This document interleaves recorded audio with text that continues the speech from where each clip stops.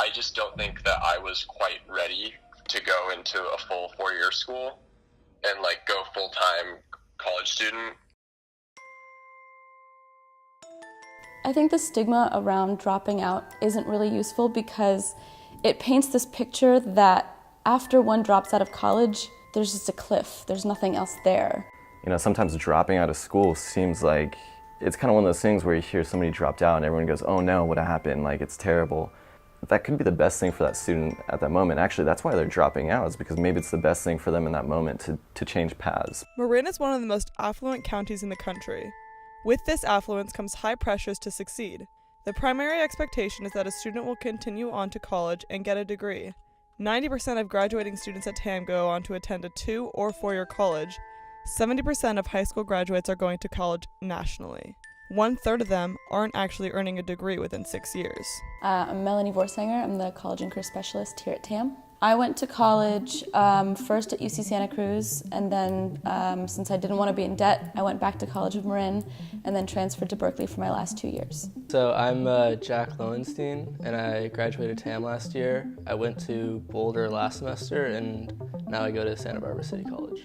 I went to a few different colleges, so transferring around definitely made it hard, but where I landed was really great, and I had a really wonderful experience there.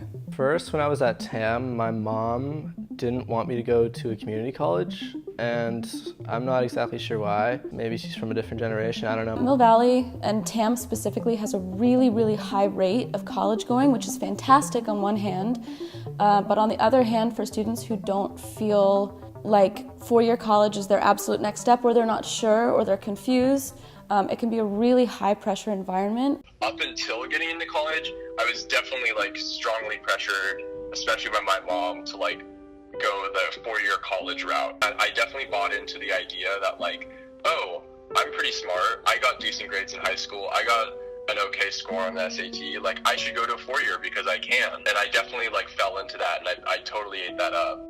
I was fixated on the idea of having a 4-year college experience, which I think a lot of students are when they start out. And I won't sugarcoat it, it was hard to come back. I think the stresses of the competition, the stresses of the digital world and the communications, more complicated, and the stresses are there. We affectionately refer to those students as boomerangs. Boomerangs, I think, very often are the students who have an impression of what they want, what their parents want, and what some of those expectations are. Due to the glorification of the 4-year college experience, other plausible education options are being overlooked. This way of thinking comes at a cost to the mental health and stability of students. Many believe that dropping out and not obtaining a degree can be harmful to the career of a student. This community is always geared towards headed to college. So it's a kind of a natural, I want to say, coming-of-age ritual. I think sometimes parents get really invested in it because it's the first time their kid is making a decision that is kind of outside of their purview to some extent. I wasn't really sure about what I wanted to do, which I think it's pretty fair. I mean, I've talked to a lot of people who are in a similar situation here. I'm like 19 years old, so I don't think most people have it all figured out by this point. Students more today are creating their own paths and not going traditional paths anymore. I think in every community we see this, where a student feels like, wow, actually, you know what, this is my life. I have control of this. And why am I doing what I'm doing right now? And that can lead to some really cool change, could lead to some really great ownership, and it might not look like the best decision making at the time. So whether they're dropping out because it's not a good fit, or whether they didn't have the kind of success they wanted, for all of those reasons, we see them in January. I didn't feel like I had any more responsibilities at all in Boulder than I did, like as a high schooler at TAM. But at community college, I would say that there's a lot less scaffolding. And so, as a community college system, you know, we've got the framework and the system that we can help them rebuild the record.